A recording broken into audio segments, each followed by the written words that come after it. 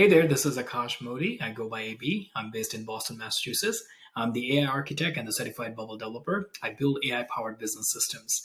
Now, in order for me to build any project using Bubble, there are three things I need to know upfront. Number one, the design. Number two, the data. And number three, the logic. Now, in order to identify all this three information, I have put together a process together. I call this a project discovery phase. And it all begins with the product requirement document. And in this product requirement document, I'm capturing the entire essence of your project from you by understanding the product overview, the goals and objectives you may have, who are your target users, what are the problem we're trying to solve with this application, the success metrics, how do you define the success of this project, any assumptions or constraint you may have, any additional questions you may have, anything that may fall out of scope within this project, and what does it mean for this project to be completed as a definition of done. Once all this thing is completed, I then put together a list of screens and its feature, and then I'll share that with you for your approval. And once you approve that, I then go into a flow chart to make sure I understand the process, how it's going to store data, how we're going to put the logic together. This is basically considered as a user flow chart, or often it's referred as a technical flow chart if we're storing data, if you're identifying the databases as well. So with that being said, once we have this identified, then I put together an entity relation diagram. This is your database structure to understand one-to-one, one-to-many relationship. It may be a very complex app. And we evolve, we start with very small with your target users. And then this is again also a living document. Anytime we need to make a change, we update the ERD before it goes into the production. Once the ERD has been established, then I also work with our designers to build the high fidelity mockups. And if your web app needs to be fully mobile responsive, then we're also defining how it's going to look on the mobile device as well as how it's going to look on the desktop. And we're then designing each and every screen up front. And then we're seeking out your explicit approval on, okay, are all the features and things that you're looking for have been identified here? Is this exactly what you're looking for? And once you approve that part is when the production starts. And when the production is beginning, and let me pull that up here for you. So then our lead developers, when they're starting a production, they know everything they need to know from the design, data, and logic standpoint.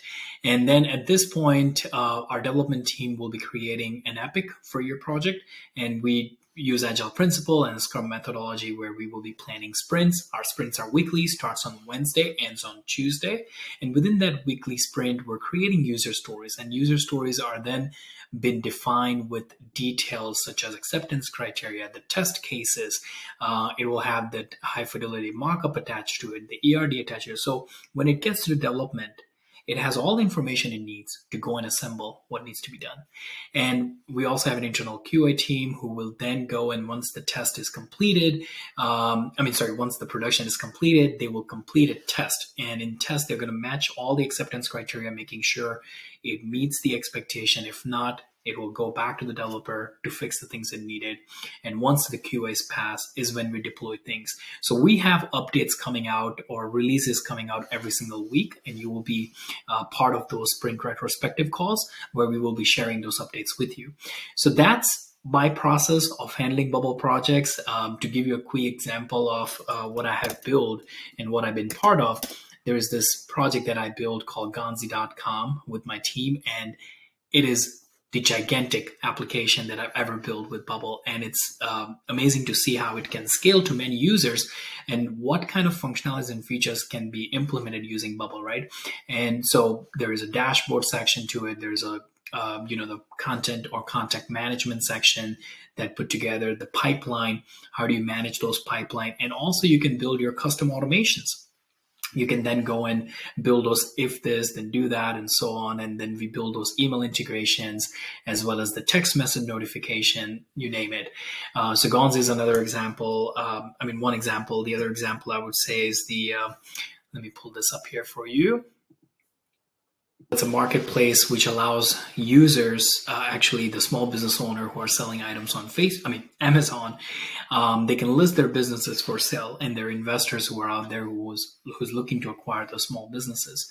And so it's a buyer and seller marketplace that allows you to view listings. As a seller, you can create your own listing. You can list out your financial reports, the graphs, the data that needs to be entered into it. There's a messaging feature that you can message between each other, and then also there's a notification system. So there has been several projects, and if there is a specific project you're interested for me to demo to you, please leave a message, and I will be sure to create a Loom video explaining that particular type of project. As I've been part of over 160 plus project, I have worked with marketplaces, e-commerce stores, business systems, mobile applications using the BDK wrapper, so you name it. So I have a very diversified experience in building application using Bubble. So hope this video helps, and I hope to get to work with you on your project, and looking forward to speaking with you. Thank you.